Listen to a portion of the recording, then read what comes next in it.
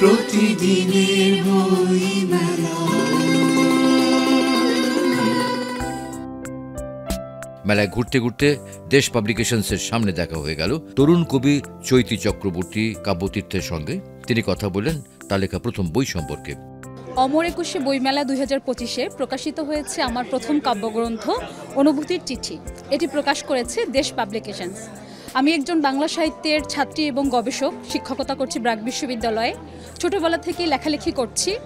এবার আমার এই বইয়ে যে বিষয়গুলো আছে কবিতার, সেখানে আছে নারী হিসাবে আমার যে বেড়ে ওঠা, কর্মের মধ্যে বেঁচে থাকার আকুলতা, বাবা মা, প্রিয় আরাধ্য প্রিয় মানুষ, তাদের নিয়ে কিছু সুখকর অনুভূতি এবং সর্বোপরি একজন সফল মানুষ হিসাবে নিজেকে প্রতিষ্ঠিত করার দীপ্ত বাসনা।